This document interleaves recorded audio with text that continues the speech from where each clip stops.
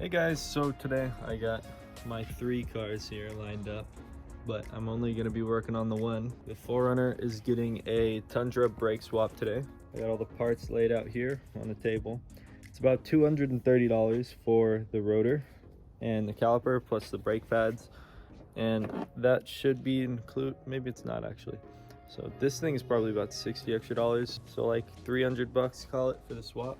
So that one is an upgraded brake line, which means that you're going to get the full potential out of the bigger Tundra brakes. So there's going to be like 3 different sections to this. I have my sway bar end links are totally thrashed. You can see that one is fully detached here. So I'm going to be replacing the brakes for the main swap, but on top of that I'm going to be replacing those sway bar end links. I also need to replace these brake lines here all the way down. So I'm going to be going from the caliper here all the way up to that brake booster, because they're totally seized on there, my brake lines that I have right now, and the calipers are like trash. They don't work at all. So I'm going to be replacing everything. If you have to replace everything, you can go ahead and watch the whole video. Otherwise, I'll have timestamps for exactly what you guys will need. So this actual swap is, these brakes here are off a Tundra. I'm not sure what year. In the description I'll put. And there's 2 different casting models for them. You can see this one says 13WL, which is the one you want, because otherwise the other years of the Tundra, they were the same generation, but they had 2 years, and the other casting code is smaller, and those ones are basically the exact same as the brakes that you have on their stock anyway. So it's really not worth doing the swap unless you get the right ones. I'll link you guys which ones you're going to need. The calipers and rotors that I've got here are Auto Shack rotors, and I'm not sure what brand the calipers are, but I'm going to link to you guys the ones that I got. It's a lot cheaper than trying to get the OEM stuff, and I've used their brand before. They make good stuff. Something important to keep in mind when you're doing this swap is that these brakes are actually a lot bigger than what you have stock. So you're gonna either need spacers or new wheels. I've got new wheels back here that are from a 2022 Tundra, I believe.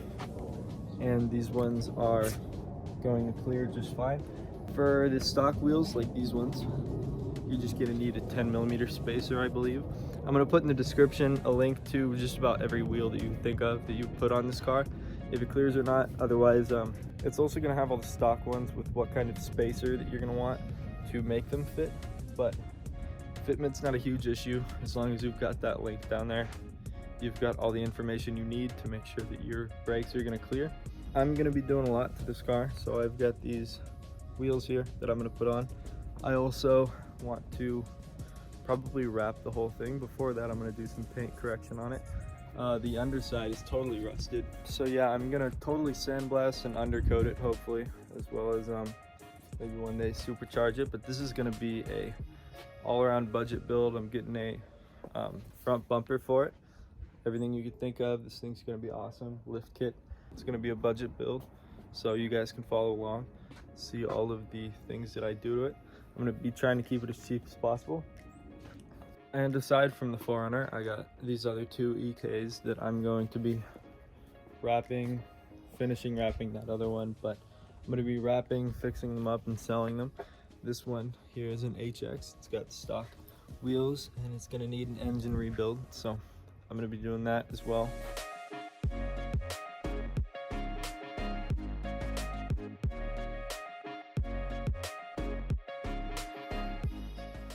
So to get the caliper off, you're gonna have these 2 bolts here and one up here, and they're both gonna be a 17mm. There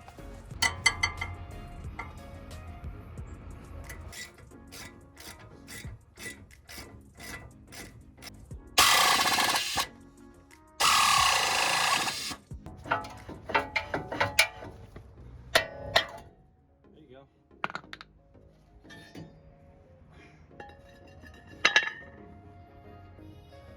So the next thing that you need to do is remove the dust shield here, and there's 2 ways of doing that. You could either just get a saw or like a cutoff wheel and just trim it so that it's not in the way of your big brakes, or you can remove one of these studs, which is what I'm gonna do, and then you can start to unbolt this. But what you want to do is get a lug nut on there so you don't break the threads. Then you want to take your favorite tool and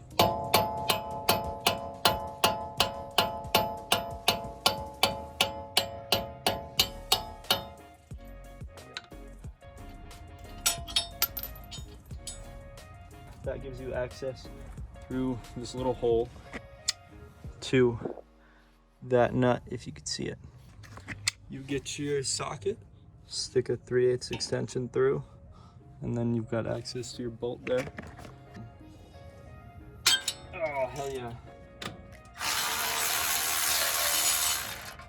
I'm gonna go ahead and use this rotor as my bolt hole, at least for the ones that I give a shit about, which honestly I think is none of these.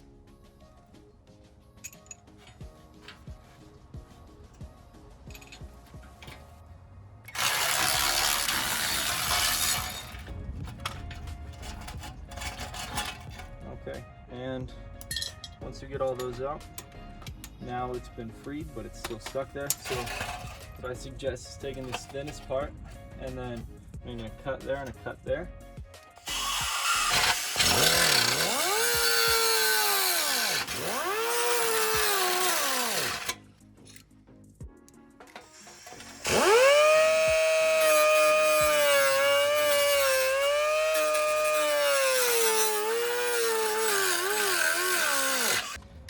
Now once you're satisfied with how much of that shit you've just breathed in, as well as your pile of rust on the ground, you can go ahead and get your handsaw and finish off. So I've just got this main plate you can get off just about with the rust itself helping you and cutting those two corners like I showed you, and then this main plate is just the last thing. So I started it with that tool. It's a little sketchy though because you're getting close to cutting everything else. And then go ahead and get your handsaw and you can finish that part off.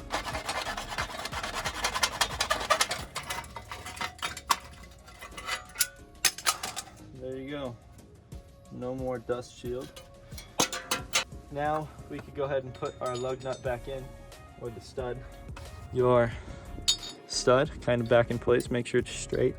Then go ahead and thread on slowly your lug nut. I got my jack stand here holding up that stud, and that'll keep the whole thing from spinning. And now as I tighten here, this stud is going back into place. Next thing we're gonna do is pop the hood, just for me, because unless your brake lines also look super rusty like mine do, where good luck getting that shit off and reinstalling it. So you can skip to here in the video if you don't need to do your brake lines, but chances are a lot of you guys are rusted to shit like me, and you might actually have to. So I got from the junkyard these two brake lines that go all the way from the caliper up to the brake booster, whatever piece in the engine bay they go to. So I'm gonna just replace the line all the way up. All right, so first thing you want to do is find anywhere that the brake line is mounted to the body. I guess on this side I already got to it. It also comes onto the knuckle here, which looks like I broke the bolt off inside of that. That's gonna be a fun thing to explore. So what I'll probably do is just drill that out and put a nut on the other side. So it's looking like the next bracket that I need to take off is this one. I don't know if you guys are gonna still have this, but this little cover here, it's right behind it.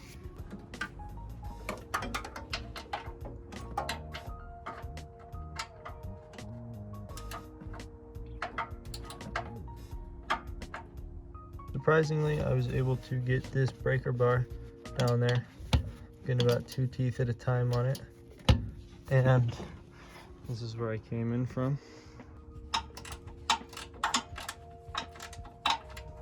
All right, so this bolt up here looks like that is what holds in the last bit of line through like a clip thing in the engine bay. So I'm going to be just undogging this bolt, because unless I do this, I think I'm gonna keep bending that metal on top. Anytime I try to give it like force going one way, that thin sheet metal bends, and I don't want to dent it. So, and now you can feel around to see which one that's attached to. You can see it's this one moving here. Now for this part, you want to make sure that you have a line wrench, because if you strip these, you're screwed. Sometimes I end up just not using it, but as long as you're careful, just know that you do not want to strip that. So I'm gonna go ahead and try to get that thing off. Also, brake fluid is not a good thing for you. So just to not get it on your skin, rubber gloves are usually a good idea for once you get to this part. And now this one is completely free, so since I'm not going to be reusing it, I'm just gonna bend it to where it should be easier to get out all the way. Oh no. That's a lot of brake fluid.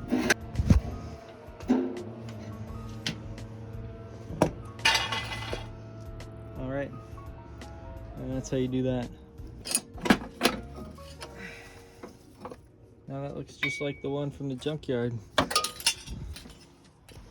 Now I'm gonna go ahead and try to make this easier to get in there and remove the old brake clips. There you go. Okay. Then I'm going to go ahead and take this out, probably get some vice grips on there, so that I can use that new braided line instead of this rubber one, which I obviously cut. So alright, and that looks nice and mighty dirty inside.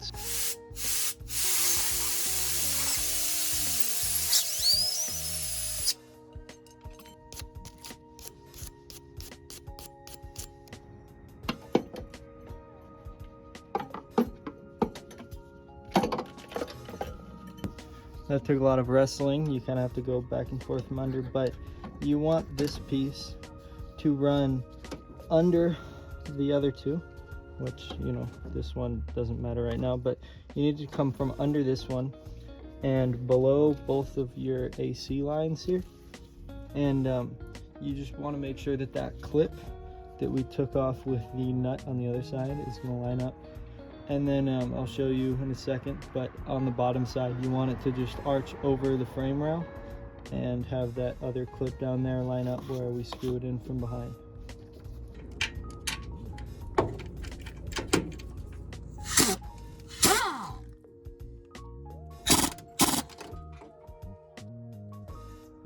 This is totally fucked, and the other half of it is in the knuckle still, but it's removed, so that's good.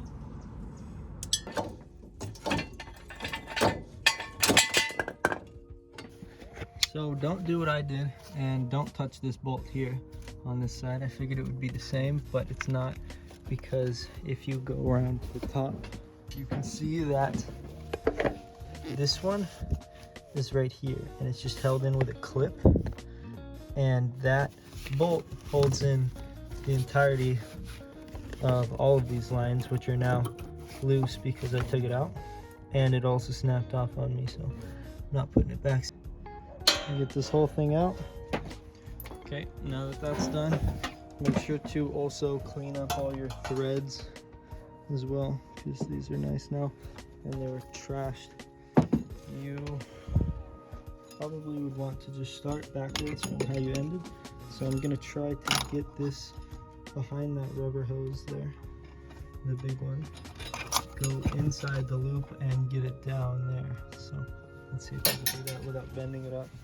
Now I got those down there, but the problem I ran into is I didn't run it under these before I got there. So what I would do is maybe try to stick everything behind it and then run it down.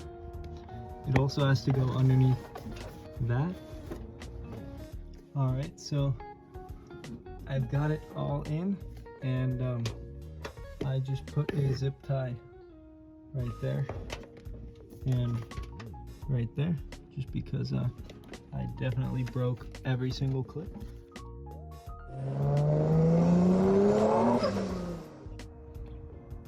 So this sway bar link here is together, but on the other side, the top totally snapped off, and actually this whole top piece I didn't even have. So this one's gonna go a little differently in terms of removing it. So what you're supposed to do is there is an Allen wrench deep in there, if you could see that. Like inside of that nut, there's an Allen key. So you're supposed to put an Allen in there, and that keeps it from spinning. And then you just turn that knob, but likely if it looks like fuck like this, that Allen key is gonna strip immediately. So you get it tight enough in the right spot, you can get some vice grips on there, keep it from spinning. So I'm gonna try that out over here, see if I can get it off. This is also a 17mm socket on that little nut there.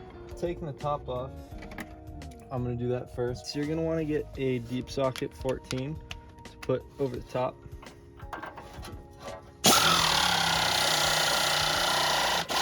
Alright, don't do that. Alright, so another thing that will help is getting in here and cleaning these threads at the top with a wire brush.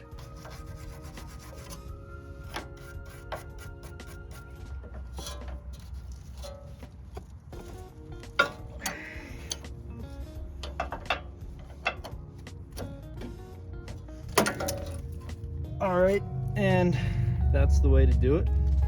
Obviously, we were never actually trying to take that bolt off. We're going to go ahead and take our hammer to retrieve that socket. There we go. With this thing fully detached, go ahead and try to fit some vice grips in there. And then give it the almighty squeeze.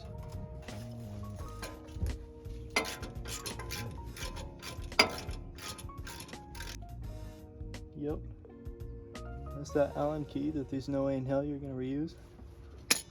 So the orientation here is important when you're putting this on. So this has a little cutout at the bottom that goes into that hole, and then this has one that matches it on the rubber, so that goes next. And then after that, it's just washer and nut. So you got to make sure you get it in that right order. So I had to kind of convince my sway bar to get that far down in order to get this in, but it also helps if you put the top in first and just barely thread this nut so that you get as much length out of it as you can, and then just stick that bottom through, and that'll make it easier to kind of push down on it as you go. The end link on the other side is so low now because it's installed that this one needed to be raised up a little bit, so I took it's kind of sketch, maybe you find a better way to do it, but this is the piece that came out of the jack stand, and I just jacked it up maybe an inch, and that was enough to get the bottom in. And I'm gonna put that nut and then let it down and put the top together, and that side should be all right. Another thing I encountered doing it that way is I had to jack up the lower control arm a little bit just to give myself enough to start this bolt with this nut, and then we should be good now, hopefully. Okay, and that is all hooked up now to there. And then you're left with the other side. The two sides should be identical on this hose, so that's all you need. And then you can get started actually assembling the new brakes.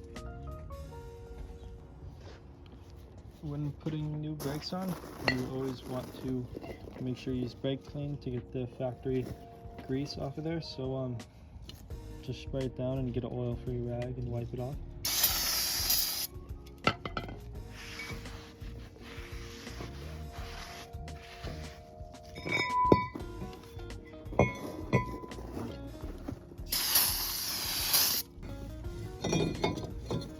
And I like to put a lug nut on the very bottom just to hold it on while you work on the rest. But if you take a look, they are a little bit longer than the ones I bought. So I'm going to take my chances, but I'll also try to find the right ones and put them in the description. Otherwise, I'll just be putting these because I think they do the job and they've got Loctite, so we should be all right. Go ahead and put these on.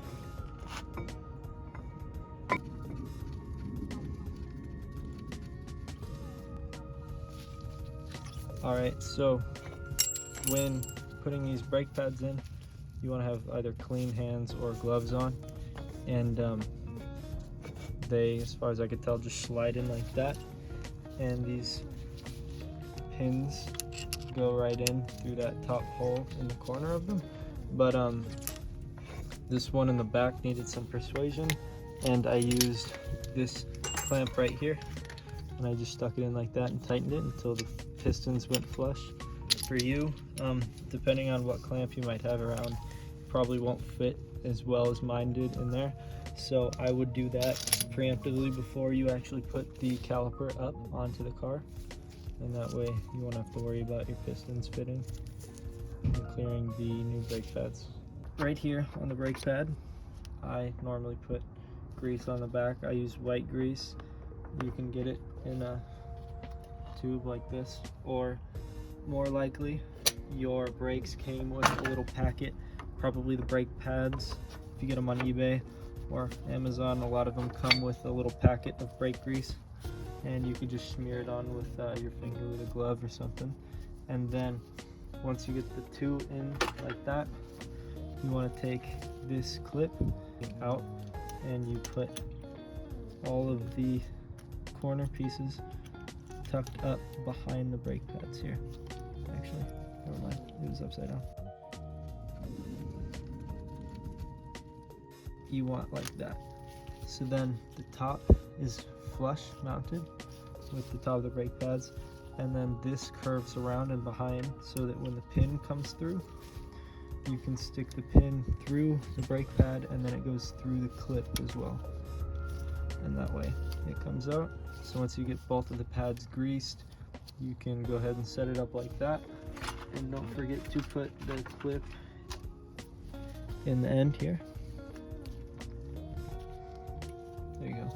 Okay, they're all done now. I got the hard line plumbed up, the brackets back on, and one thing I did do is I forgot to put this here. Bleeder needs to go on the top, so I had to switch the calipers because I wasn't thinking when I put them on, and they were backwards. So, but both sides have the clips and the brake pads in now. The hard line, and then the soft line. It's got the clips on both sides. The line is screwed in all the way up, and it's holding itself together now. I took the lug nut off of both sides, so everything is done. Got the end links in. All right, so the whole thing is done. The last thing you want to do is just bleed the system and fill it with .4. The whole process really is pretty simple. It's kind of quick. As long as you don't have to do all that extra stuff I did. If you're just doing the regular brake swap, it's about $300 and probably only take like a couple hours. That's pretty much it though. If this helped you out, do me a favor and like and subscribe so that you guys can keep seeing. I'm gonna keep doing cheap mods for this 4Runner. If you've got a 4Runner, you're probably gonna want to see them. I'm gonna be doing a lot of things that I've been researching that there's really not much out there on. Just easy, cheap ways to fix this thing up and make it look good. But that's just about everything that I've got for today. So thank you guys for watching.